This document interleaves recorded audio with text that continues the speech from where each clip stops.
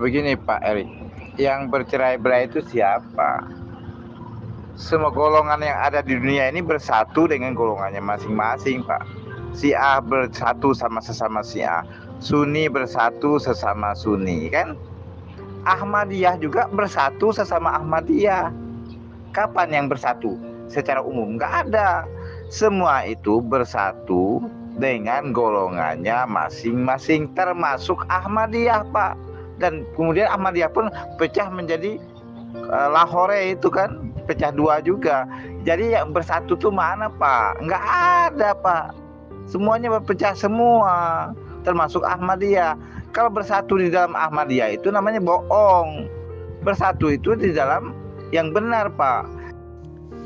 Bisa membedakan enggak antara jamaah muslimin internasional yang imamahnya mengikuti sunnah Nabi Muhammad dan sunnah Khulafaur Rasyidin dengan firqoh-firqoh atau yang bercerai-berai? Ya, Rasulullah Shallallahu Alaihi Wasallam bersabda, "Talzamu jama'atal muslimin wa imamahum." Hendaknya kalian tetap bersatu dan bersaudara dalam jamaah muslimin internasional dan imam mereka. Imam mereka itu seperti apa? Fa'alaikum bisunnati wa sunnatil khulafa'ir rasyidin al-mahdiyin. Yaitu imamnya yang mengikuti sunnahku dan sunnah khulafa'ir rasyidin al-mahdiyin. Berkaitan dengan imamah, sunnah Nabi Muhammad itu apa coba? Yang khas beliau itu utusan Allah. Kemudian menerima ribuan wahyu dan salah satu wahyunya adalah mandat untuk menerima beat. Dan yang terakhir wafat. Ketika beliau wafat, Allah menggantikannya dengan khilafah alamin haji nubuwah yang berjalan hanya 30 tahun, yaitu Abu Bakar, Umar, Utsman, Ali. Nah, Hadrat Mirza Ghulam Ahmad juga begitu. Beliau juga utusan Allah, menerima ribuan wahyu dan salah satunya mandat Allah untuk menerima beat.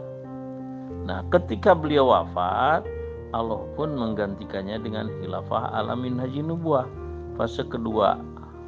Jadi clear kan ya? Nggak ada keraguan lagi di situ. Coba bandingkan dengan ini, dengan Al-Yamani yang Anda ketahui. Apakah Al-Yamani itu mengikuti sunnah Nabi Muhammad sebagai imam? Yaitu pertama, ya, utusan Allah. Yang kedua, menerima ribuan wahyu mandat Allah, wahyu ya dari Allah Ta'ala. Salah satunya mandat untuk menerima beat. Dan nanti kalau wafat, Allah menggantikannya dengan khilafah alamin haji nubuwah. Coba Anda pahami itu. Kalau tidak ya nanti silahkanlah ngobrol lagi ya. Bisa Pak, bisa. Cuman itu kan dari penilaian Bapak di dalam. Kami yang di luar Ahmadiyah menganggap itu bukan jamaatul muslimin yang hak. Itu jamaatul muslimin yang batil. Yang menurut Bapak itu hak, gitu loh. Jadi jangan memaksakan orang yang melihat dari luar rumah. Bapak bilang ini rumah saya indah dari dalam. Kami yang melihat dari luar ini rumahnya reot, rumahnya buruk Pak, gitu. Jadi artinya kami menilai yang dari luar itu jamaatul muslimin Ahmadiyah ini, internasional Ahmadiyah ini jamaatul muslimin yang palsu, yang batil, yang sesat, gitu. Jadi jangan memaksakan penilaian dari luar seperti Bapak menilai dari dalam, gitu loh. Saya bisa bedakan kok Pak, bisa. Cuman kami melihat dari luar ini tampak kesesatan dan kebatilannya, tampak kepalsuannya, tampak kebohongannya, gitu loh Pak. Jadi harus bisa pandai melihat diri kita dari sudut pandang orang lain. Jangan kita menilai diri kita sendiri Pak. Itu namanya konyol. Bapak itu tidak bisa melihat orang lain melihat Ahmadiyah itu seperti apa. Bapak melihat Ahmadiyah dari dalam, ya. Tapi orang yang di luar Ahmadiyah melihatnya seperti apa, itu Bapak tidak perhatikan, kan? Bukankah begitu Pak Erik? Kami melihat Ahmadiyah itu suatu kelompok, suatu yang mengaku sebagai Jamaatul Muslim Internasional, tapi kelompok kesesatan, kelompok kebatilan. Ya kan gitu. Menurut penilaian kami yang berada di luar Jamaatul Muslimin Ahmadiyah, kan gitu. Kan begitu mudah kan? Jadi caranya kita ingin memperkenalkan sesuatu. A'udzubillahi minasyaitonirrajim. Wa'tasimu bihablillahi jami'an wala tafarraqu. Dan berpegang teguhlah pada tali Allah dan janganlah kalian bercerai-berai di dalamnya, ya. Itu surah Al-Imran 103. Terus di dalam Asy-Syura ayat 13, an aqimuddin wala tatafarraqu fih. Tegakkanlah agama dan janganlah kalian bercerai-berai di dalamnya. Satu lagi surah Ar-Rum 3132. Aqimis sholata wala takunu minal musyrikin. Minal ladzina farraqu dinahum wa kanu syia'an. Tegakkanlah sholat dan janganlah kalian termasuk orang-orang yang musyrik, yaitu di antaranya orang-orang yang memecah belah agama mereka menjadi golongan-golongan, ya. Golongan-golongan itu apa? Apa negara? Apakah menjadi partai politik atau majelis ulama? Yang jelas golongan-golongan itu artinya bukan jamaah. Karena jamaah muslimin itu perintah Rasulullah. Talzamu jama'atal muslimin wa imamahum. Sahih Bukhari nomor 6557. Imam yang semacam apa? Rasulullah melanjutkan, fa'alaikum bisunnati wa sunnatil khulafair rasyidin al-mahdiin. Nah, itu kan jelas kan. Diperkuat lagi di dalam Sahih Bukhari 6557 itu, fa'tazil tilkal firaq. Tinggalkanlah semua firqah itu. Nah, sekarang kan kita cari jamaah muslimin itu yang bagaimana? Jamaah muslimin internasional. Kenapa mesti internasional? Karena Rasulullah SAW diutus kepada semua manusia di seluruh penjuru dunia, bahkan rahmatan lil alamin. Di dalam surah Al-A'raf 158 Allah Ta'ala berfirman, Qul, katakanlah wahai Muhammad, ya ayuhan nas inni rasulullahi ilaikum jami'an. Sesungguhnya aku adalah Rasul Allah kepada kalian semuanya, wahai manusia, gitu kan. Nah, jadi semua bangsa, semua kaum, semua manusia yang beriman kepada Nabi Muhammad itu harus bersatu dalam jamaah muslimin internasional. Bukan dalam firqah-firqah yang imamnya hanya ulama saja. Karena sunnah Nabi Muhammad itu utusan Allah. Imam Mahdi juga utusan Allah, umatnya Rasulullah. Nabi Muhammad menerima ribuan wahyu, yang wahyunya itu salah satunya mandat Allah untuk menerima baiat. Imam Al-Mahdi wa Masih Maud juga sama menerima ribuan wahyu. Salah satu wahyunya mandat Allah untuk menerima baiat. Kemudian Nabi Muhammad SAW pun wafat. Allah menggantikannya dengan khilafah alamin haji nubuwah, yaitu Khulafair Rasyidin al-Mahdiin.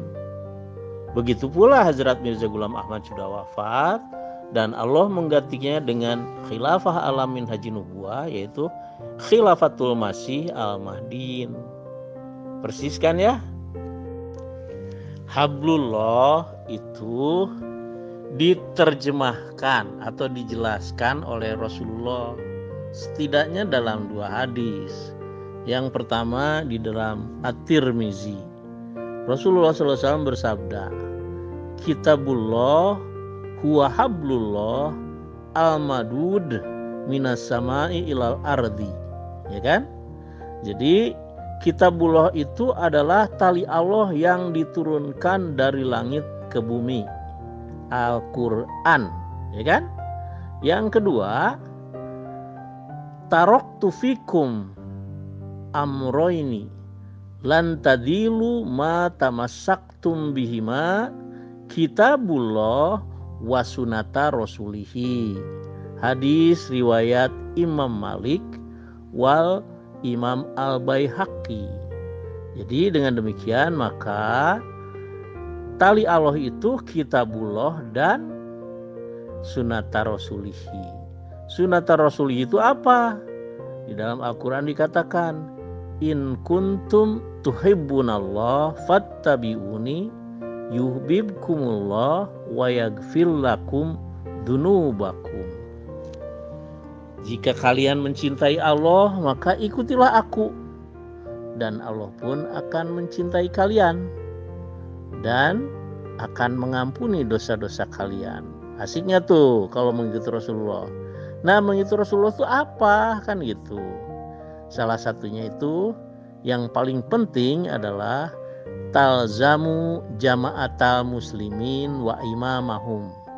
Hendaknya kalian tetap bersama jamaah muslimin dan imam mereka. Fa'tazil tilkal firaq. Tinggalkanlah semua firqah itu. Nah sekarang imam mereka itu seperti apa? Rasulullah menjelaskan, fa'alaikum bisunnati wa sunnatil khulafa'ir rasyidin al-mahdiin. Yaitu imam yang mengikuti sunnahku dan sunnah khulafa'ur rasyidin al-mahdiin. Nah yang jelas al-mahdi itu sama-sama seperti Rasulullah, cuma dari umat Rasulullah. Karena al-mahdi ubasyirukum bil mahdi yub'atsu fi ummati. Aku kabarkan berita gembira tentang al-mahdi yang akan diutus Allah dari antara umatku. Kemudian diperkuat ayat Al-Quran, wa mubasyiron bi rasuli ya'ti mim ba'di ismuhu Ahmad. Dan mengabarkan berita gembira tentang seorang rasul yang akan datang setelahku yang namanya Ahmad. Dari bangsa apa? Gitu kan. Begitu. Nah, Rasulullah Allah Ta'ala menjelaskan, wa huwallazi ba'atsa fil akharina rasulan minhum. Nah, menurut surah Al-Jumu'ah ayat 3 yaitu dari bangsa Al-Horin. Bangsa Al-Horin itu apa? Gitu kan. Rasulullah menjelaskan bahwa bangsa Al-Horin itu adalah bangsanya Salman. Di dalam Sahih Bukhari nomor 4518 kitab tafsir surah Al-Jumu'ah ayat 3 dan juga di dalam Sunan Abu Dawud ya, Al-Mahdi min itrati mi waladi Fatimah. Nah, dengan demikian maka Imam Al-Mahdi itu adalah dari garis bapak-bapak itu keturunan bangsawan Persia. Dari garis ibu-ibu adalah Sayyidah, sehingga Imam Al-Mahdi itu campuran bangsawan Persia dengan Sayyidah. Itu ada indikasinya di dalam satu kata yaitu Mirza ya. Saya mau tahu Pak, adakah Rasulullah mengatakan sabdanya Rasulullah SAW bahwa yang disebut Hablullah adalah Jamaatul Muslimin Ahmadiyah Internasional, ikuti? Adakah Rasulullah mengatakan Hablullah adalah orang yang ngikut Mirza Ghulam Ahmad, Hablullah adalah orang yang percaya Mirza Ghulam Ahmad sebagai nabi, Hablullah adalah orang yang percaya Mirza Ghulam Ahmad sebagai Imam Mahdi? Ada nggak Nabi ngomong begitu Pak? Ada nggak? Kalau ada saya masuk hari ini Ahmadiyah Pak. Betul? Kalau ada nggak? Sudah dijelaskan tadi, tapi kok masih bertanya? Ya, itu melalui dua hadis. Hablullah adalah Al-Quran dan Sunnah Rasulullah. Ya, hadisnya kan udah saya sebutkan. Kitabullah huwa hablullah al-madudu minas samai ilal ardi. Itu Al-Quran. Yang kedua, taraktu fikum amroini lan tadilu ma tamassaktum bihima kitabullah wa sunnata rasulihi. Nah sekarang kalau kitabullah kan no problem ya Al-Quran. Sunnata rasulihi itu apa kan gitu. Nah, sunata rasulihi itu adalah adat kebiasaan Rasulullah, yaitu bersatu bersaudara dalam jamaah muslimin. Makanya Rasulullah bersabda, talzamu jama'atal muslimin wa imamahum, kan gitu. Imamahum itu yang seperti apa? Yang mengikuti sunnahku dan sunnah khulafaur rasyidin. Sunnahku itu sunnah Nabi Muhammad itu apa sebagai imam? Yaitu utusan Allah. Al-Mahdi juga sama, utusan Allah umatnya Nabi Muhammad. Kemudian sunnah Nabi Muhammad yang satu lagi adalah menerima ribuan wahyu. Salah satu wahyunya adalah mandat Allah untuk menerima beat. Kemudian sunnah Rasulullah yang ketiga adalah wafat. Setelah wafat, Allah menggantikannya dengan khilafah alamin haji nubuwah, yaitu khulafaur rasyidin al-mahdiyin. Ya. Kemudian Hazrat Mirza Ghulam Ahmad wafat juga sama, Allah menggantikannya dengan khilafah alamin haji nubuwah, yaitu khilafatul masih al-mahdiyin. Ya. Nah, sekarang perintah Rasulullah kepada Bung Jaga Sukma dan juga semua umat Islam agar bersatu bersaudara dalam jamaah muslimin Ahmadiyah internasional. Rasulullah SAW bersabda, idza ra'aitumuhu fabai'uhu walau habwan ala salji fa innahu khalifatullah al-mahdi. Jika kalian mengetahui Imam Al-Mahdi sudah datang, maka baiatlah dia walaupun harus merangkak di atas salju, karena dia adalah Khalifatullah Al-Mahdi. Nah, sekarang kita cek apakah betul Hazrat Mirza Ghulam Ahmad itu Khalifatullah Al-Mahdi. Bagaimana ngeceknya? Coba tunjukkan mandat Allah yang engkau terima. Nah, ternyata Hazrat Mirza Ghulam Ahmad bisa menampilkan wahyu mandat Allah, yaitu idza azamta fatawakkal Allah wasna'il fulka bi ayunina wa wahyina alladzina yubayyi'unaka innama yubayyi'unallah yadullahi fawqa aydihim. Yang artinya, jika engkau telah mengambil keputusan, maka bertawakallah kepada Allah dan buatlah bahtera. Nah, bahtera di sini maksudnya adalah jamaah muslimin Ahmadiyah internasional dengan pengawasan dan bimbingan wahyuku. Sesungguhnya, atau orang-orang yang beat kepada engkau wahai Mirza Ghulam Ahmad, sesungguhnya mereka itu beat kepada Allah. Tangan Allah berada di atas tangan mereka. Nah, itulah keuntungannya, Pak. Kalau Bang Jaga Sukma bergabung ke dalam jamaah muslimin Ahmadiyah internasional, maka Allah akan senantiasa melindungi, menolong, dan menyayangi Bang Jaga Sukma atau orang-orang yang beat. Itu ada doanya tuh, Robbi kullu syai'in kholimuka Robbi fafazni wansurni warhamni. Ya, Kayaknya Perik ini nggak nyambung juga. Perik, Al-Qur'annya sudah, hadisnya sudah, pendapat Anda sudah, ya kan? Sudah semua itu. Cuman hadisnya, Qur'annya yang sudah Bapak bacakan semua itu, ujung-ujungnya lari kepada jamaahnya Ahmadiyah. Itu loh orang protes ke sana, Pak. Bukan melotes hadisnya, bukan melotes Qur'annya, bukan. Yang diprotes itu penafsirannya lari ke Jamaatul Muslimin Ahmadiyah, Pak. Orang bisa saja melarikannya ke yang lain gitu loh, Pak. Saya melarikannya kepada Jamaah Al-Yamani, Pak. Ansarul Qaim Al-Imam Al-Yamani, dengan hadis yang sama, dengan ayat yang sama gitu loh. Dengan Al-Qur'an yang sama, dengan hadis yang sama. Cuma ujung-ujungnya tuh loh, Pak. Bapak harus pahami ke arah sana, jangan ngeyel loh, Pak. berpikir sedikit lah, agak cerdas sedikit Pak. Karena begini Bang Jaga Sukma ya. Karena sebagaimana Nabi Muhammad SAW, Hazrat Mirza Ghulam Ahmad juga menerima wahyu mandat Allah untuk menerima beat. Itulah kata kuncinya. Sedangkan yang lain, adakah yang lain selain Rasulullah dan Hazrat Mirza Ghulam Ahmad yang menerima wahyu mandat Allah untuk menerima beat?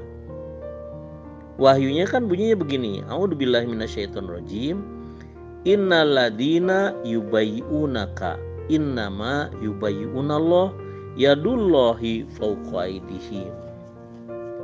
Artinya sesungguhnya orang yang beat kepada engkau wahai Muhammad, sesungguhnya mereka beat kepada Allah, tangan Allah di atas tangan mereka. Surah Afat ayat 10. Nah, kepada Hazrat Mirza Ghulam Ahmad Allah Ta'ala memberikan wahyu mandatnya, yaitu Alladina yubayyi'unaka innama yubayyi'unallah yadullahi fawqa aydihim. Orang-orang yang beat kepada engkau wahai Mirza Ghulam Ahmad, sesungguhnya mereka itu beat kepada Allah, tangan Allah berada di atas tangan mereka. Nah, kalimat sebelumnya dari wahyu itu, Allah memerintahkan kepada Hazrat Mirza Ghulam Ahmad untuk membentuk atau mendirikan Jamaah Muslimin Ahmadiyah Internasional yang merupakan bahtera dengan perintah dan pengawasan serta bimbingan wahyu Allah. Ada di dalam kitab Sab Istisar dan Bahteranu. Jadi begini Pak ya, Bapak kan belum bisa membuktikan bahwa Ahmad Al-Hasan Al-Yamani apakah menerima mandat Allah untuk menerima beat? Apakah firqoh lain menerima wahyu mandat Allah untuk menerima beat? Kan tidak ada. Hazrat Mirza Ghulam Ahmad sudah membuktikan menerima wahyu mandat Allah untuk menerima beat. Kemudian setelah beliau menerima wahyu mandat Allah untuk menerima beat itu, ya, dua tanda alam mengikutinya. Apa itu? Gerhana bulan dan gerhana matahari di bulan Ramadan, yaitu telah terjadi pada tahun 1894 di Qadian dan 1895 di Mekah, ya. Nah, sekarang bagaimana dengan yang lain? Tidak ada, Pak. Ya, tidak ada.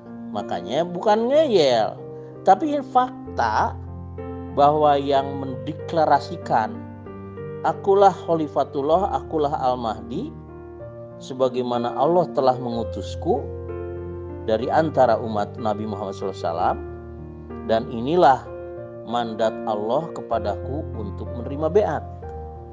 Kemudian para ulama waktu itu menentang, mana buktikan dong, katanya menurut hadis akan ada gerhana bulan dan gerhana matahari di bulan Ramadan.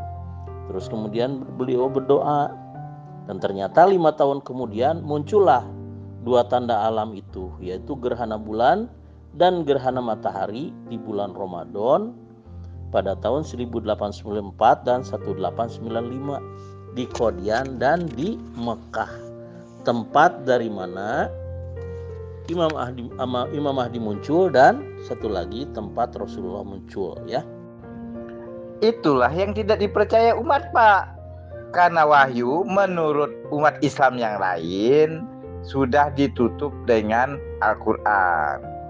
Kalau wahyu dalam makna wahyu yang merupakan wahyu berupa kitab suci. Kalau wahyu-wahyu berupa ilham ataupun apapun yang bukan berupa kitab suci, saya katakan hadis Nabi pun Pak wahyu. Dalilnya wa ma yantiqu anil hawa in huwa illa wahyu yuha, ya kan? Nabi Muhammad itu bicaranya nggak ada dengan nafsu, semuanya itu wahyu apa dia omongkan Nabi, baik berupa kitab suci Al-Quran maupun berupa hadis Nabi, Pak. Kalau pengertian wahyu yang secara umum itu, tapi wahyu yang merupakan menjadi sebuah kitab suci itu sudah tutup, Pak, dengan ditutupnya Al-Quran. Tapi kalau wahyu dalam perkataan Nabi atau perkataan orang-orang suci ya silain, Pak. Kalau wahyu dalam makna itu, Said Ahmad Hasan juga seluruh omongan beliau itu, Pak, wahyu, Pak, menurut kami. Kenapa? Karena beliau itu adalah Al-Quranun Natik, Al-Quran yang berbicara. Artinya seluruh omongan beliau adalah wahyu, gitu loh. Jadi penafsiran tentang wahyu itu lagi jadi problem bagi kita, Pak. Wahyu itu apa sih? Gitu loh. Nah, jadi di sini perdebatan itu semuanya kan sudah jelas, Pak. Orang itu tuh bukan menentang dalil, Pak, bukan menentang hadisnya, tapi menentang penafsiran kita. Sama, kami juga merasa seperti itu, Pak. Maka kami memaklumi penolakan orang lain. Gitu kan? Kita tuh untuk bisa menyadari penolakan orang lain terhadap apa yang kita yakini dan kita imani itu saja. Kita tidak perlu ngoyo gitu loh. Nah, sekarang kelihatan ya kembali kepada wahyu ya. Perkataan Allah itu adalah wahyu. Ya kan? Perkataan Allah kepada manusia itu disebut wahyu. Dan wahyu itu ada dua macam. Wahyu yang berupa syariat atau agama itu sudah tertutup, yaitu Al-Quran. Sedangkan wahyu yang non syariat itu seperti hadis qudsi, ya, itu bukan wahyu syariat tapi wahyu non syariat, ya. Nah, sekarang Al-Quran menyatakan bahwa Allah masih tetap berkata-kata kepada manusia. A'udzubillahi minasyaitonirrajim. Wa ma kana li basyarin ayyukallimahullahu illa wahyan au min wara'i hijabin au yursila rasulan fayuhiya bi idnihi mayyasha innahu aliyun hakim. Artinya, dan tidaklah mungkin bagi manusia bahwa ketika Allah berbicara kepadanya kecuali dengan wahyu atau dari belakang tabir, yaitu kasyaf, ru'ya atau mimpi, atau dengan mengirimkan atau mengutus seorang utusannya guna mewahyukan dengan seizinnya apa yang dia kehendaki. Sesungguhnya dia maha luhur, maha bijaksana. Nah, di dalam ayat ini ada 3 kata yang menyatakan dalam bentuk fi'il mudhari.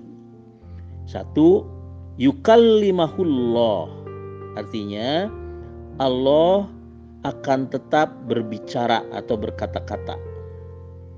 Kemudian yursila rasulan, Allah akan mengutus seorang rasul. Kemudian fayuhiya biidnihi mayyasha, maka dia akan dengan izinnya mewahyukan apa yang dia kehendaki. Nah, semua itu adalah fi'il mudhari, present continuous tense. Ya, dengan demikian sudah jelas bahwa wahyu non syariat seperti hadis qudsi masih tetap berjalan sampai atau sepanjang Al-Quran ini berlaku, ya. Kalau membuktikan untuk orang lain itu tetap nggak bisa. Contoh, Pak Erik sampai sekarang nggak bisa membuktikan untuk saya. Itu hanya bukti untuk keyakinan Pak Erik. Untuk saya tidak menerima bukti itu. Saya anggap kebohongan, Pak. Jadi kalau membuktikan tuh tidak bisa juga, gitu. Apakah bisa membuktikan? Kalau untuk kita keyakinan iman kita masing-masing bisa, Pak. Ya, tapi untuk membuktikan kepada orang lain, hatta Ahmadiyah hingga hari ini nggak bisa membuktikan, Pak. Kenapa? Karenanya saya tidak beriman. Itu kan bisa membuktikan. Bisa membuktikan tuh hanya untuk keimanan kita masing-masing, Pak, bukan untuk orang lain. Kalau untuk orang lain sampai sekarang, seandainya Mirza Ghulam Ahmad tuh bisa membuktikan kepada saya dia memang dapat wahyu, saya masuk Ahmadiyah dong. Kenapa saya nggak masuk Ahmadiyah? Karena dia tidak bisa membuktikan ke saya, hanya bisa membuktikan kepada imannya Pak Erik, gitu loh, Pak. Siapa? Mirza Ghulam Ahmad bisa membuktikan ke saya? Nggak bisa, Pak. Saya anggap itu palsu semua, itu kebohongan semua, itu dusta, Pak. Gitu loh. Nggak bisa dia membuktikan untuk orang lain, Pak.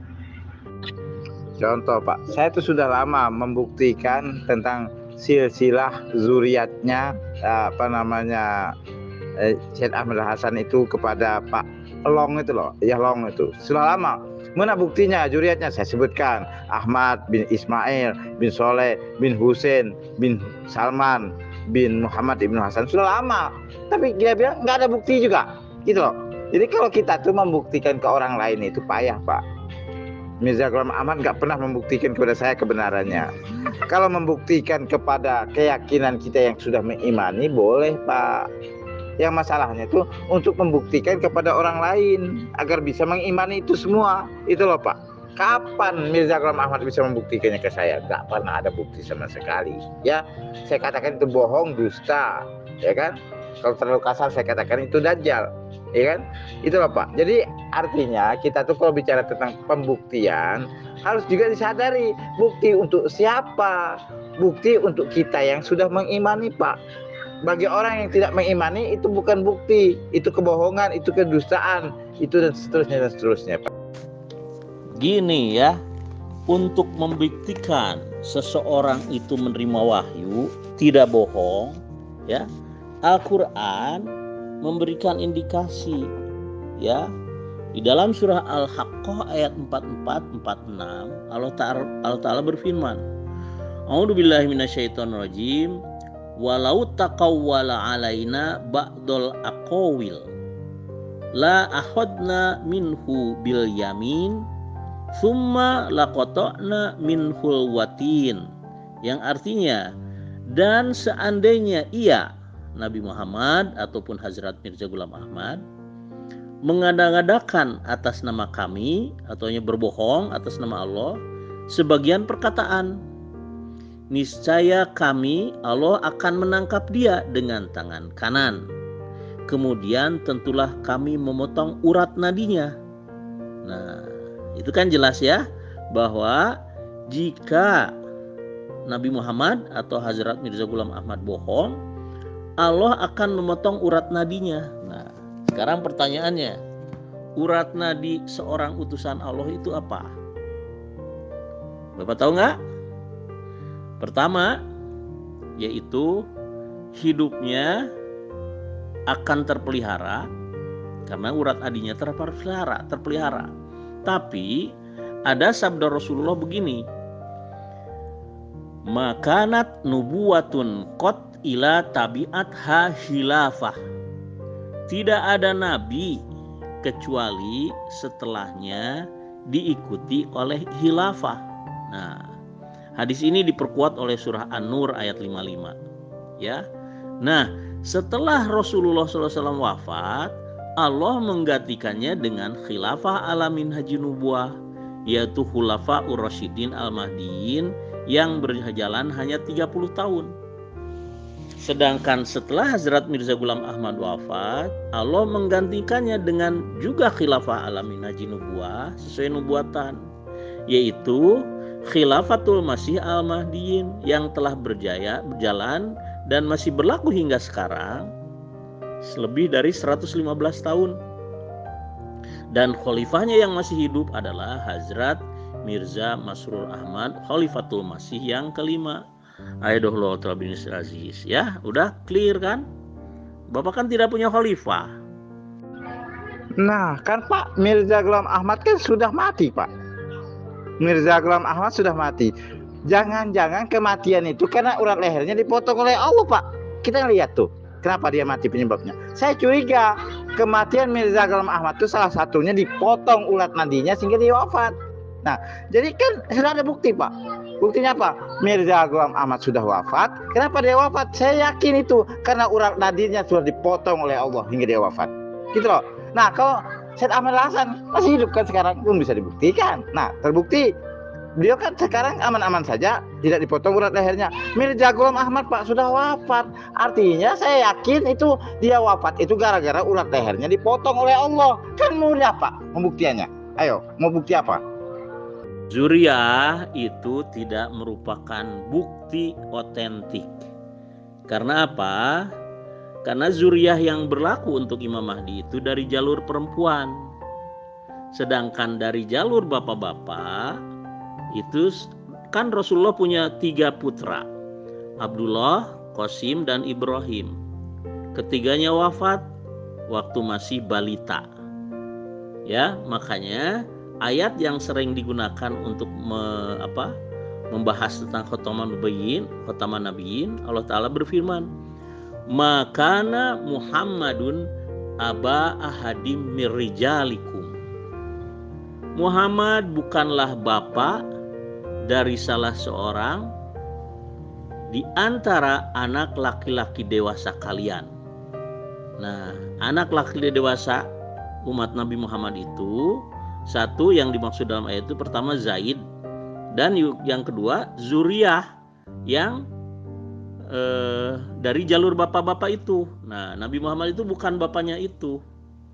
Beliau adalah bapaknya umatnya, karena Rasulullah pernah bersabda, inna rusulu aba umatihi, inna kullu rasulan aba umatihi. Itu ada di Ibnu Majah ya. Sesungguhnya setiap rasul adalah bapak dari umatnya.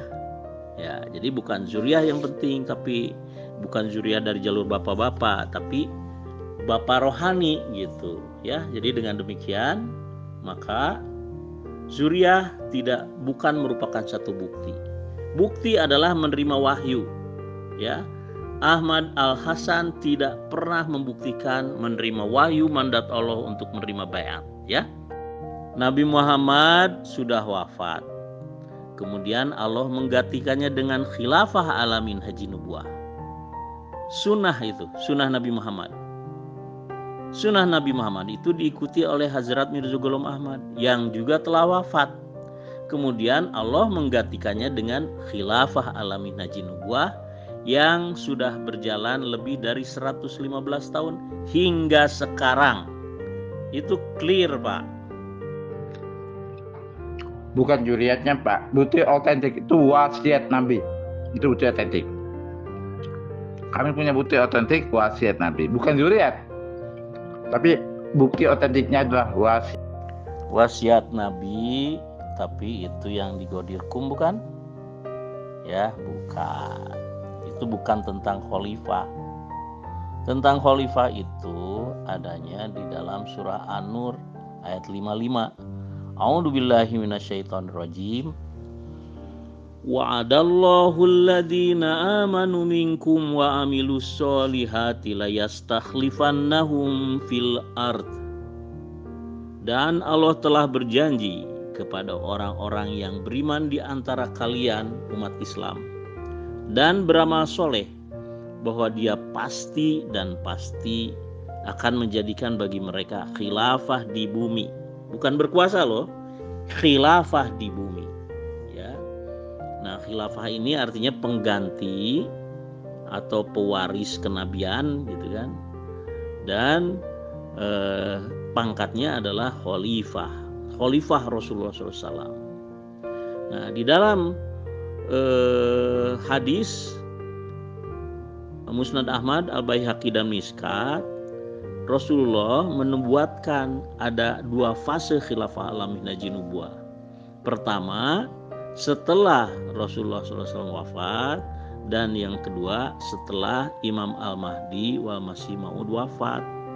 Silakan cek, tapi kalau mau dibahas nanti akan saya jelaskan, cuman terlalu panjang ya. Faktanya, Pak, 4 khalifah itu pemimpin politik. Itu loh. Kalau betul-betul mengikut sunnah Nabi Muhammad, seharusnya 4 khalifah setelah pelanjut Mirza Ghulam Ahmad ini seharusnya sampai 5 khalifah ini seharusnya pemimpin politik, Pak. Karena dia tidak mengikuti pemimpin politik. Faktanya Abu Bakar, Umar, Utsman, Ali itu pemimpin politik, dan segala khalifahnya Mirza Ghulam Ahmad bukan pemimpin politik. Itu artinya tidak mengikuti sunnah, Pak. Hanya mengklaim ikut sunnah. Kalau ikut sunnah seharusnya pelanjut daripada si Mirza Ghulam Ahmad ini Pak pemimpin politik kalau betul-betul ngikut sunnah gitu loh. Faktanya kan nggak ngimpin politik itu Pak, hanya mimpin kelompok-kelompok Ahmadiyah. Itu loh kalau mau berbicara tentang faktanya. Jadi semuanya itu klaim Pak, ngikut sunnah itu klaim. Kalau betul-betul ngikut sunnah Nabi, seharusnya para khalifah pelanjut Ahmadiyah ini memimpin sebuah negara Al-Mahdawiyah atau negara khilafah Islamiyah seperti yang diperjuangkan oleh HTI itu Pak. Itu sebenarnya. Makanya HTI lebih tepat mengikuti sunnah Nabi ketimbang Ahmadiyah. Kenapa? HTI menganggap khalifah pelanjut Rasulullah itu sebagai pemimpin politik. HTI itu tidak punya khilafah hingga sekarang. Hanya bermimpi atau bercita-cita. Dan mereka juga tidak sadar bahwa khilafah alamin haji nubuah itu harus dimulai atau diawali dengan kenabian. Sebagaimana Abu Bakar, Umar, Utsman, Ali kan diawali dengan kenabian Muhammad SAW. Oke. Nah, jadi oleh karena itu saya ingin mengajak Pak Jaga Sukma ya ke dalam Al-Qur'an surah Al-Muzammil ayat 15. Di sana dikatakan bahwa Nabi Muhammad SAW itu adalah seperti Nabi Musa. Apa itu sepertinya? Nabi yang membawa syariat. Kalau Nabi Musa syariatnya Taurat, Nabi Muhammad syariatnya Al-Quran. Nabi Musa mendapatkan kekuasaan dari Fir'aun untuk sementara, ya, tetapi bukan perintah Allah, gitu. Nabi Muhammad juga mendapatkan kekuasaan dan hanya di Madinah saja. Konstitusinya bukan Al-Quran tapi Piagam Madinah, dan skupnya hanya di Madinah, dan warganya beragama Islam, Kristen, Yahudi, Majusi, dan penyembah berhala. Ya, sedangkan Nabi Isa adalah perumpamaan Imam Mahdi, atau Imam Mahdi perumpamaan Nabi Isa. Yang satu Al-Masihnya Nabi Musa, satu Al-Masihnya Nabi Muhammad. Tidak memiliki kekuasaan. Nabi Isa tidak memiliki kekuasaan. Hazrat Mirza Ghulam Ahmad juga tidak memiliki kekuasaan. Oleh karena itulah salah satunya alasan kenapa Imam Al-Mahdi wal Masih Maud tidak memiliki kekuasaan, ya. Betul. Ya kan, betul, hanya bermimpi dan bercita-cita. Betul sekali. Tetapi konsepnya itu jelas bahwa Abu Bakar memimpin politik, Umar memimpin politik, Utsman memimpin politik, Ali memimpin politik pada deretan itu. Jadi artinya secara konsep benar, dan mereka menghayalkan konsep itu juga benar. Kalau Ahmadiyah nggak berhayal, tapi konsepnya sudah nyimpang, ya kan? Membuat aliran sesat namanya Ahmadiyah, gitu loh. Lebih baik berhayal tapi benar ketimbang kita membuat aliran sesat Pak, gitu loh. Sesat lah sudah. Kenapa? Karena menyimpang dari sunnah Nabi. Sunnah Nabi pelanjutnya pemimpin politik, sementara Mirza Ghulam Ahmad bukan pemimpin politik. Itu menyimpang dari sunnah Nabi. Lebih baik berhayal tapi benar ketimbang nyata tapi nggak benar, ya kan?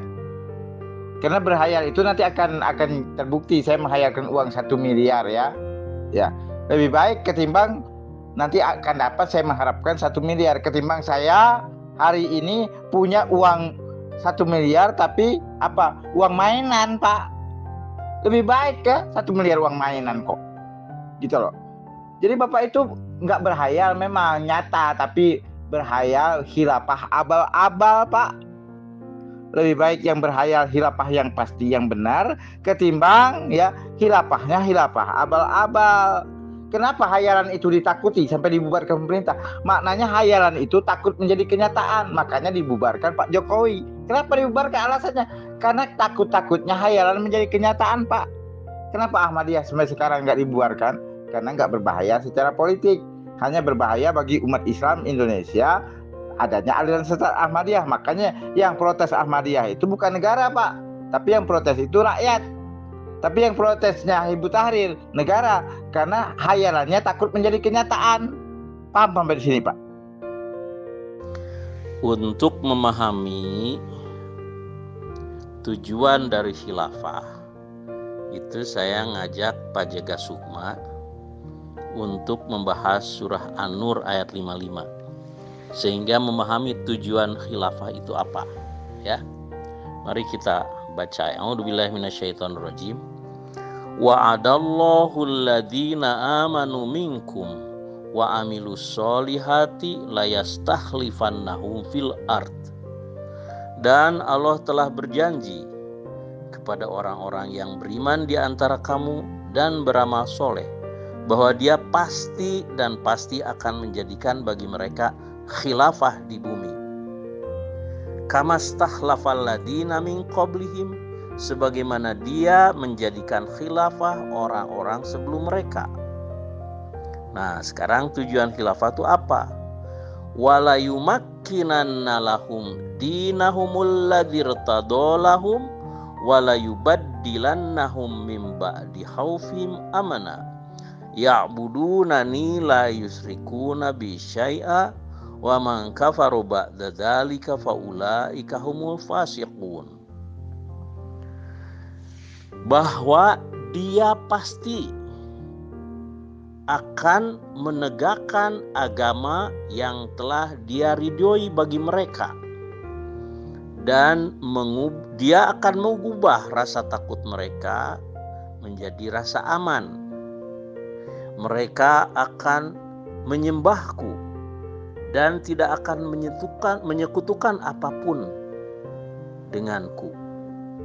Dan barang siapa ingkar setelah itu, maka mereka itu adalah orang-orang yang durhaka atau fasiqin. Jelaskan ya. Jadi tujuan khilafah itu adalah an aqimuddin, yaitu menegakkan, meneguhkan agama mereka yang telah Allah ridhoi bagi mereka, yaitu Islam, ya, dan mengubah rasa takut menjadi rasa aman. Ini tercermin ketika Rasulullah SAW wafat. Umar bin Khattab takut kan, takut kehilangan seorang Rasulullah gitu kan, sehingga apa yang terjadi? Beliau marah-marah, barang siapa yang mengatakan Rasulullah wafat akan aku penggal lehernya, kan gitu. Tapi kemudian Abu Bakar duduk Umar gitu kan. Duduk Umar, akhirnya duduklah Umar itu supaya meredam amarah Umar gitu kan. Nah, kemudian Abu Bakar bersabda, barang siapa menyembah Muhammad, maka Muhammad itu sudah meninggal. Tetapi barang siapa menyembah Allah itu akan hidup selama-lamanya. Kemudian wa ma Muhammadun ila rasulun qad khalat min qablihi rusul afa imma au qutilan qalabtum. Nah, selanjutnya ya. Nah, jadi dari sini menampakkan bahwa kehadiran khilafah itu mengubah rasa takut menjadi rasa aman. Terus ya'budunani la yusrikuna bi syai'a. Mereka akan menyembahku dan tidak akan menyekutukan apapun denganku. Nah, ini tauhid nih namanya. Ya. Kemudian wa man kafaru ba'da dzalika fa ulaika humul fasikun. Orang-orang yang mengingkari khilafah setelah sebelumnya beriman, mereka adalah durhaka atau fasikin. Nah, seperti Lahore itu termasuk orang-orang yang durhaka. Begitu Bang Jaga Sukma. Kalau An-Nur itu menjadi asas Bapak ayat 55, mukhalafahnya Bapak, mukhalafahnya yang tidak mengikuti khilafahnya Mirza Ghulam Ahmad ini, konsekuensinya Pak, konsekuensinya mereka tidak beriman Pak. Konsekuensi kedua, mereka tidak beramal soleh, karena janjinya kan untuk orang beriman dan beramal soleh. Nah, ternyata yang menerima janji itu hanya Jamaatul Muslimin Ahmadiyah. Bagaimana nasib umat Islam yang lain? Artinya umat Islam yang lain yang tidak mengikuti Jamaatul Muslimin Ahmadiyah, kalau ayat ini Bapak jadikan dasar, artinya selain Ahmadiyah mereka kafir, tidak beriman, dan mereka tidak beramal soleh, karena janji itu bukan untuk mereka, tapi untuk Jamaatul Muslimin Ahmadiyah. Betul nggak Pak? Coba renungkan ayat ini. Situ aja kita bisa pahami. Artinya konsekuensinya orang-orang yang tidak mengikuti Jamaatul Muslimin Ahmadiyah, pertama mereka tidak beriman. Kedua, mereka tidak beramal soleh. Karena yang menerimanya hanyalah orang yang beriman dan beramal soleh, karena janji itu untuk orang yang beriman dan beramal soleh. Itu Pak, mukhalafahnya Pak, kebalikannya. Artinya akibatnya apa? Akibatnya kita menganggap selain daripada kelompok Ahmadiyah ini kafir dan tidak beramal soleh. Karena janji sudah diberikan kepada kelompoknya Ahmadiyah, tidak diberikan kepada umat Islam yang lain. Kan janjinya kan itu untuk orang beriman dan beramal soleh Pak, bukan untuk yang lain. Oke, tolong renungkan ini Pak. Nah, sekarang Pak Jaga Sukma memahami kan bahwa menurut surah An-Nur, maka janji Allah itu untuk orang-orang Islam yang beriman dan beramal soleh. Jadi dengan demikian, maka selain jamaah Ahmadiyah, ya, itu sudah bercerai-berai seperti saya katakan, ya. Kan Rasulullah bersabda, talzamu jama'atal muslimin wa imamahum. Kalian hendaknya tetap bersama jamaah muslimin dan imam mereka. Ya, fa'tazil tilkal firaq, tinggalkanlah semua firqah itu. Kan ayat Al-Qur'annya sudah jelas, ya. Wa'tasimu bihablillahi jami'an wala tafarraqu. Berpegang teguhlah pada tali Allah dan janganlah bercerai-berai. Itu Al-Quran dan hadis itu sinkron, Pak. Dan Allah telah memberikan mandat kepada Hazrat Mirza Ghulam Ahmad untuk menerima beat. Artinya menyatukan orang-orang Islam yang beriman dan beramal soleh itu di dalam jamaah muslimin internasional. Begitu. Bagaimana dengan yang lain? Allah Ta'ala mengatakan janganlah bercerai-berai. Nah, yang bercerai-berai itu kan malah senang, bangga dengan cerai-berainya. Ya, kullu hizbim bima ladaihim farihun, kan begitu. Nah, jadi terserah, ini kan saya hanya mengajak dakwah, ya. Kan saya bilang di dalam Al-Qur'an itu kan begini. Ud'u ila sabili rabbika bil hikmah. Serulah kepada jalan Tuhan engkau dengan bijaksana. Wal mau'izatil hasanah, dan dengan nasihat yang baik. Wajadilhum billati hiya ahsan, dan diskusilah dengan mereka dengan cara yang sebaik-baiknya. Inna rabbaka huwa a'lamu biman dhalla an sabil. Sesungguhnya Tuhan engkau, Dia lebih mengetahui siapa yang telah sesat dari jalannya. Wa huwa a'lamu bil muhtadin, dan Dia mengetahui, Maha mengetahui siapa yang mendapat petunjuk. Surah An-Nahl ayat 125. Jadi dengan demikian, saya tidak akan mengatakan di luar Ahmadiyah sesat, kafir dan semacam, tidak, ya. Tetapi saya hanya bisa menunjukkan bahwa menurut Al-Qur'an kita itu dilarang bercerai-berai. Surah Asy-Syura ayat 13 dan surah Al-Imran 103.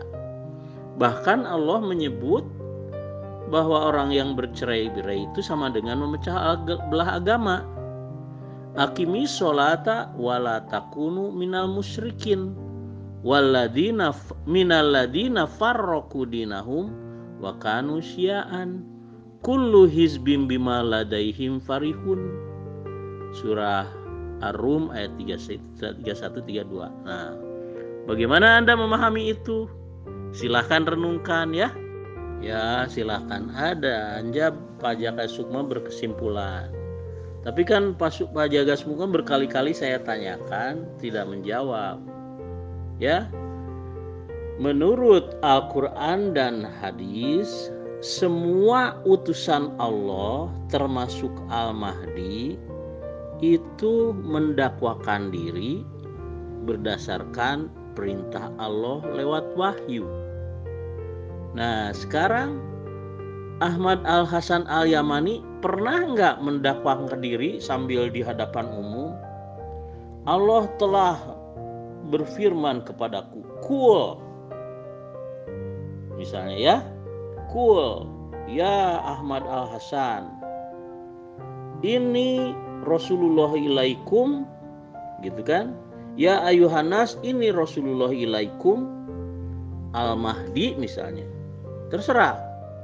Hazrat Mirza Ghulam Ahmad itu kan banyak menerima wahyunya, ribuan, ya, ribuan wahyu, termasuk salah satunya itu adalah sesungguhnya Al-Masih yang mereka tunggu-tunggu dan Al-Mahdi yang mereka nanti-nantikan, engkaulah orangnya. Akulah yang berkehendak untuk menjadikan engkau sebagai Khalifatullah Al-Mahdi wal Masih Maud, dan janganlah engkau termasuk orang-orang yang ragu. Itu ada di Itmamul Hujjah. Nah, bagaimana dengan Ahmad Hasan? Coba Anda pikirkan ulang. Ikhtilafi ummati rahmah, ya kan? Itu bisa juga diartikan ikhtilafi ummati laknat. Kenapa coba? Karena di dalam surah An-Nisa ayat 59, fa in tanaza'tum fi syai'in farudduhu ilallah wa rasulihi in kuntum tu'minuna billahi wal yaumil akhir dzalika khairu ahsanu ta'wila. Ya, jadi apabila terjadi perbedaan pendapat, jangan bercerai-berai, karena kalau bercerai-berai menjadi laknat. Tetapi akan menjadi rahmat jika farudduhu ilallah wa rasulihi. Kembalikan hal perbedaan pendapat itu kepada Allah dan Rasulnya. Jika kalian beriman kepada Allah dan hari akhir, karena itu adalah yang terbaik hasilnya bagi kalian. Nah, itu An-Nisa ayat 59, ya.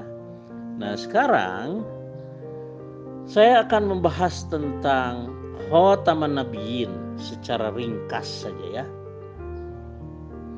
Jadi, untuk bisa memahami Khataman Nabiyyin dan la nabiyya ba'di, kita harus memahami jenis-jenis nabi dan rasul, ya. Nah, tetapi sebelum memahami jenis-jenis nabi dan rasul, kita juga harus tahu bahwa nabi dan rasul itu adalah laki-laki dewasa.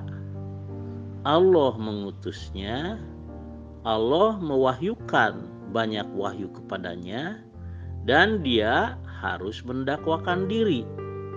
Kemudian di dalam wahyunya dia dipanggil ya ayuhan nabi atau ya ayuhar rasul, ya. Dan ini dibuktikan dengan surah Al-Anbiya ayat 7 dan Az-Zukhruf ayat 6, di mana di dalamnya Allah Ta'ala berfirman, a'udzubillahi minasyaitonirrajim, wa kam arsalna min nabiyyin fil awwalin, dan betapa banyak nabi-nabi yang telah kami utus kepada kaum terdahulu.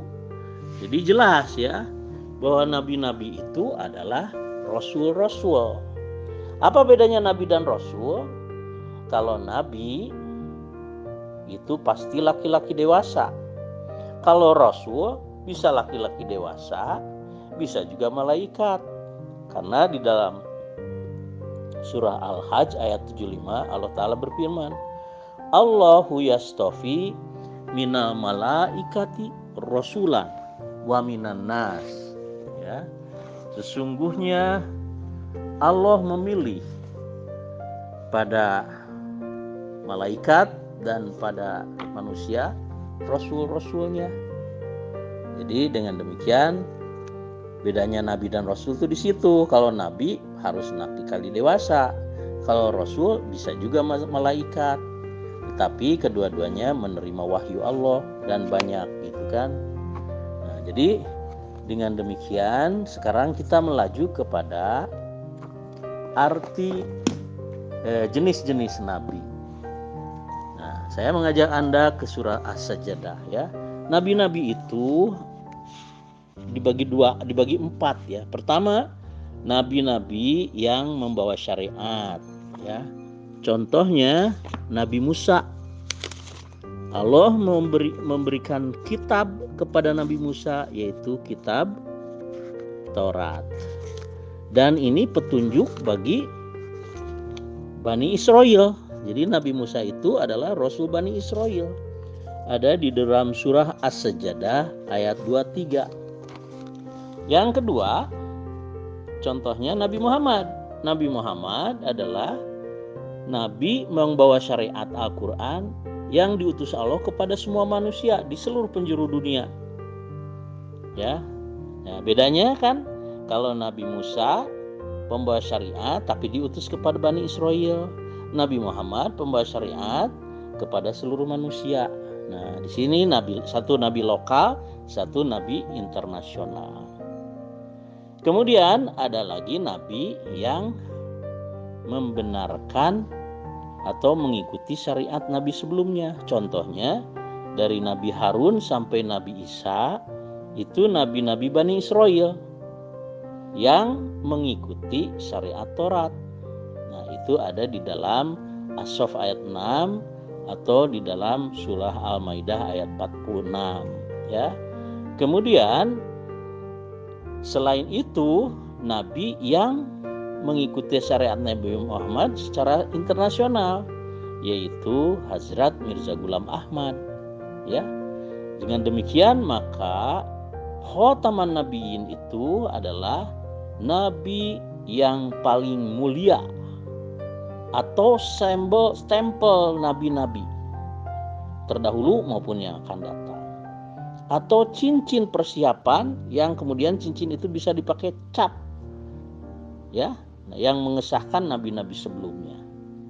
Jadi dengan demikian maka Khotaman Nabiyyin artinya yang paling mulia atau yang paling tinggi derajatnya di antara nabi-nabi, dan la nabiyya ba'di artinya tidak ada nabi yang derajatnya menyamai Nabi Muhammad Rasulullah wa Khotaman Nabiyyin sallallahu alaihi wasallam. Sudah saya jawab, Pak. Saat Mirza Ghulam Ahmad mengaku menerima wahyu, saat itulah kami menolak. Kan asasnya akidah. Kan kami punya akidah, punya keyakinan tidak ada nabi setelah Nabi Muhammad. Kami punya keyakinan tidak ada lagi yang menerima wahyu untuk mengaku itu dan ini, ya kan? Maka saat ada pengakuan dia menerima wahyu, itulah kami menolaknya, Pak. Jadi, nah, kami meyakini daripada pengklaiman Syed Ahmad Hasan disebabkan dia tidak mengaku menjadi nabi, disebabkan dia tidak mengaku menerima wahyu, tapi dia mengaku bahwa dia ada mandat dari Rasulullah menerima wasiat nabi. Jadi karena itulah kami mengimani, Pak, dan penyebab utama saya tidak menerima Mirza Ghulam Ahmad sebagai nabi, apalagi nabi ya, Imam Mahdi pun palsu, karena dia mengaku menerima wahyu itu loh, Pak. Itu penyebabnya. Jadi Bapak nggak paham dari sana kan? Penyebab kami tidak percaya dengan Mirza Ghulam Ahmad itu sebagai nabi, sebagai Imam Mahdi, disebabkan ada pengakuannya menerima wahyu itu. Karena akidah kami mengatakan tidak ada lagi wahyu turun untuk diangkat menjadi itu di ini karena wahyu, tidak. Dia menjadi itu dan ini itu karena nubuah. Nubuah itu apa? Karena pesan Nabi. Nabi berwasiat di akhir zaman akan datang seorang yang namanya Imam Mahdi berdasarkan wasiat Nabi. Kalau ada yang mengaku jadi Nabi, mengaku menerima wahyu dan sebagainya, itulah penyebab utama kami tidak percaya. Kan asasnya beda, Pak. Bapak malah itu menjadi penyebab utama percaya. Kami menjadi penyebab utama kami tidak percaya karena dia mengaku menjadi nabi itu, karena dia mengaku menerima wahyu itu. Itulah penyebab kami nggak percaya, Pak. Jadi jangan diubah. Karena apa? Karena asas akidah kami sudah mapan. Kami tidak akan percaya kalau ada orang-orang ngaku-ngaku nabi setelah Nabi Muhammad. Kami tidak akan percaya kalau orang itu menerima wahyu lagi, dalam arti wahyu untuk pengangkatan jadi nabi, jadi Imam Mahdi dan sebagainya. Kalau ada wahyu yang begituan, otomatis itulah palsunya, itulah kami menolaknya. Jadi asas kita beda, Pak. Jadi yang menjadi asas Bapak menyebabkan penerimaan, yang menjadi asas Bapak menyebabkan penolakan. Paham sampai di sini, Pak? Itu jawaban saya. Demikian. Ya. Makanya kami jelaskan asas kami itu bukan wahyu, tapi wasiat Nabi. Sekali lagi, bukan wahyu tapi wasiat Nabi. Paham? Asasnya beda.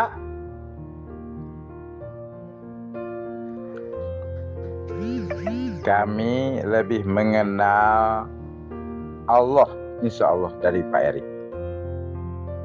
Karena kami tahu diri. Kami berkata-kata juga. Tuhan juga berkata-kata. Nah, kata-kata kami ini di dalam alam batin itu kata-kata siapa, Pak? Kata-kata kami sendiri, kalam kami sendiri atau kalamullah itu? Di batin loh, Pak. Kami ini juga melihat, Allah Ta'ala itu melihat. Tapi di alam batin, penglihatan kami ini penglihatan siapa, Pak? Penglihatan kami sendiri atau penglihatan Allah? Itu pahami dulu, Pak. Kenal diri dulu. Makanya man arafa nafsahu faqad arafa rabbahu. Barang siapa kenal dirinya, maka kenal Tuhannya, yaitu Allah itu.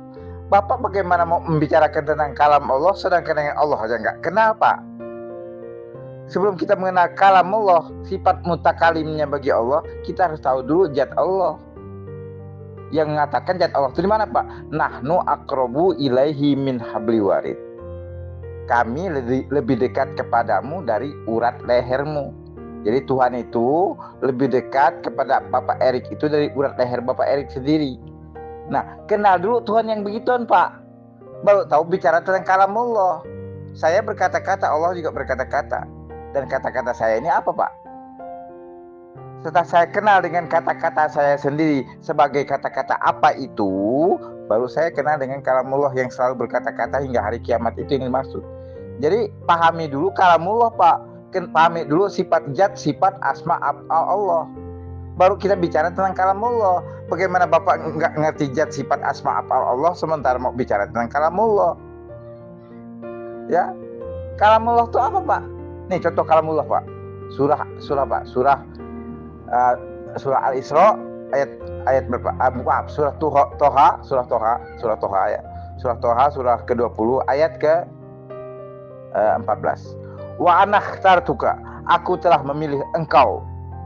Engkau siapa? Kami sendiri. Wastami' lima yuha, dengarkan apa yang diwahyukan kepadamu.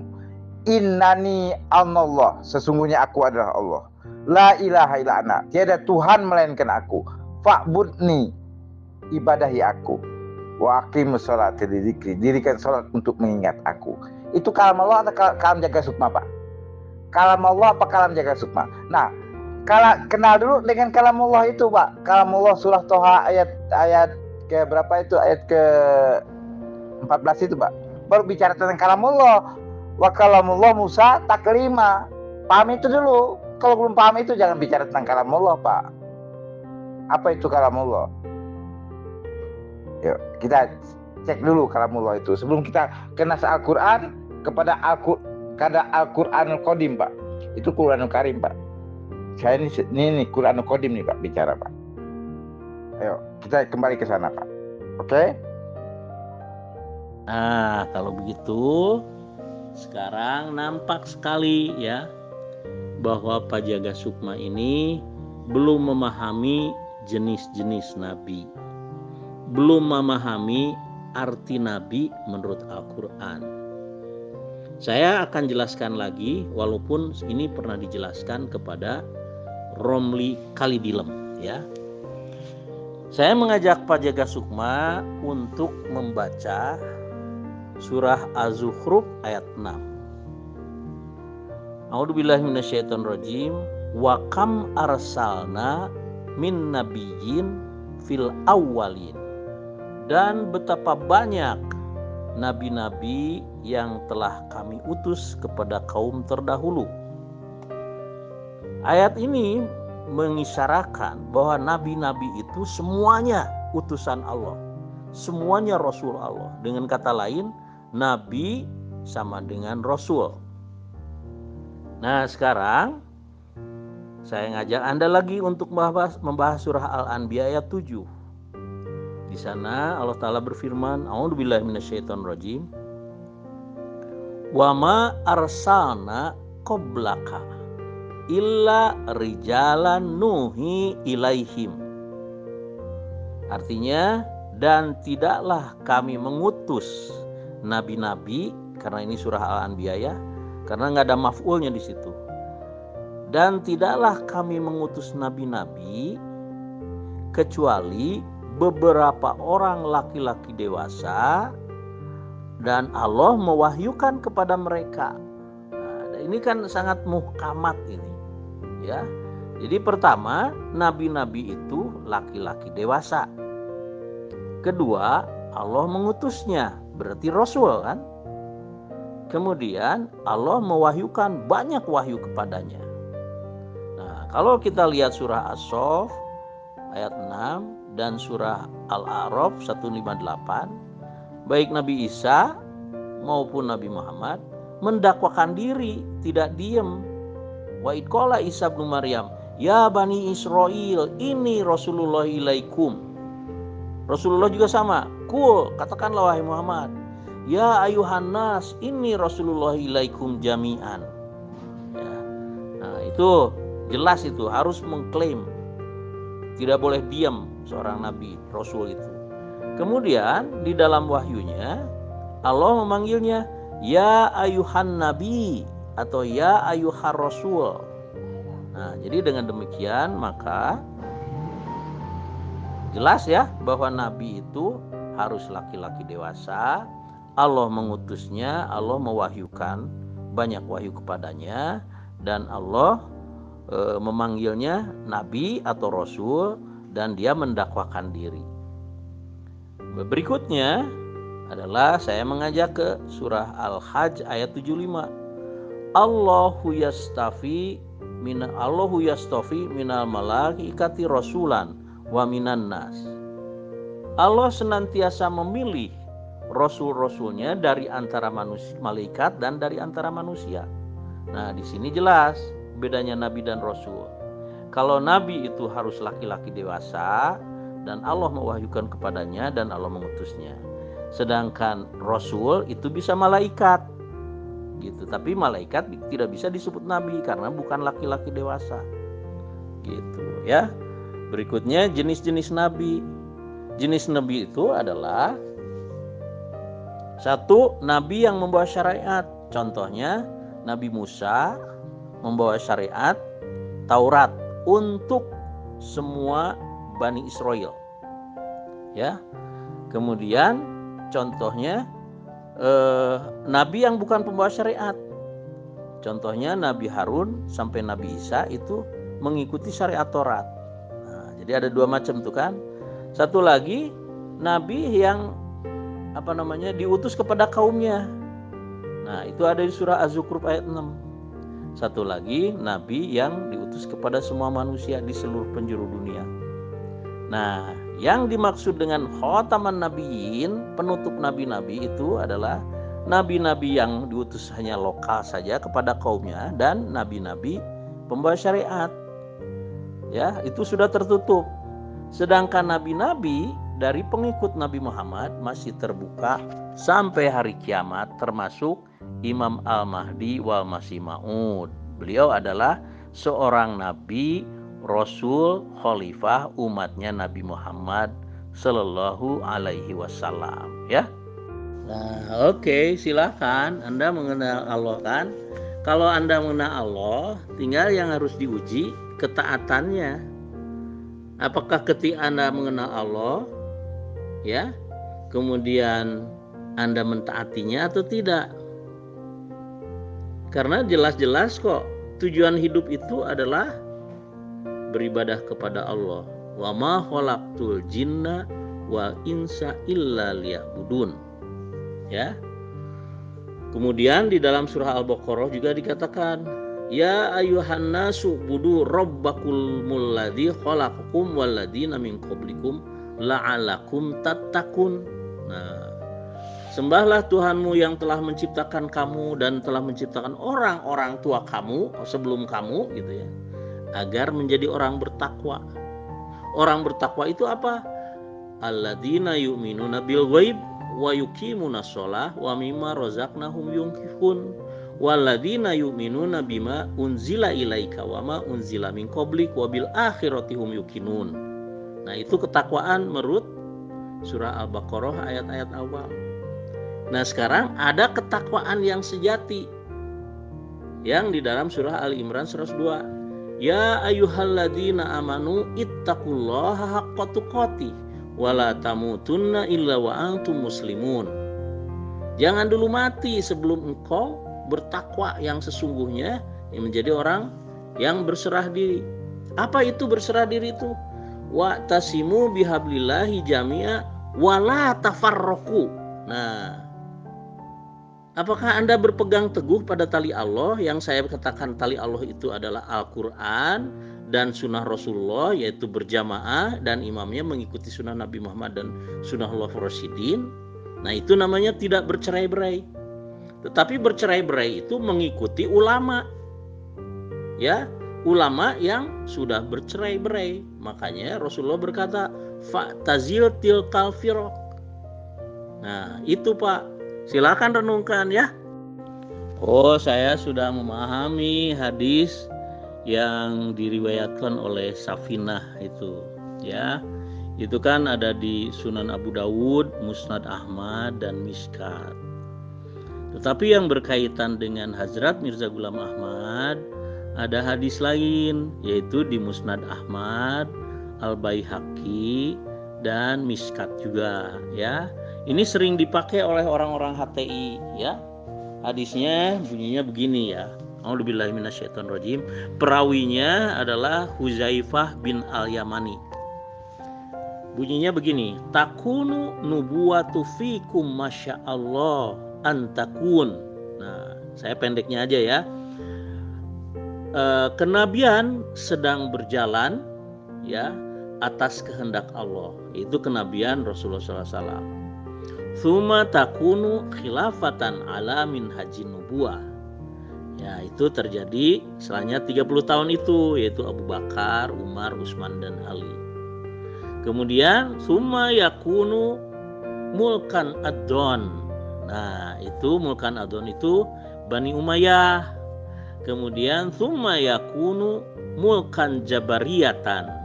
Nah, itu untuk Bani Abbasiyah dan Turki Utsmani. Kemudian tsumma takunu khilafatan ala min hajjin nubuwah tsumma sakata. Nah, di dalam Miskat ada footnote. Di sana disebutkan bahwa khilafah ala min hajjin nubuwah yang kedua ini akan terjadi pada zaman Isa wal Mahdi, yaitu Hazrat Mirza Ghulam Ahmad. Jadi setelah beliau wafat, maka Allah menggantikannya dengan khilafah ala min haji nubuwah. Inilah yang disebut mengikuti sunnah Nabi Muhammad dan sunnah Khulafaur Rasyidin. Fa'alaikum bisunnati wa sunnatil khulafa'ir rasyidin al-mahdiyin. Ya, clear kan? Bukan tidak memahami, Pak. Bukan tidak memahami, tapi kami tidak mau mengikuti paham yang Bapak ajarkan gitu. Karena paham yang Bapak ajarkan itu sesat dan menyesatkan. Harus dipahami sampai ke sana, Pak. Ya. Kan janji Allah kepada orang-orang yang beriman di antara kamu dan beramal soleh. Dan itu sudah terbukti. Khilafah ala min haji nubuwah itu ada di Jamaah Muslimin Ahmadiyah selama lebih dari 115 tahun.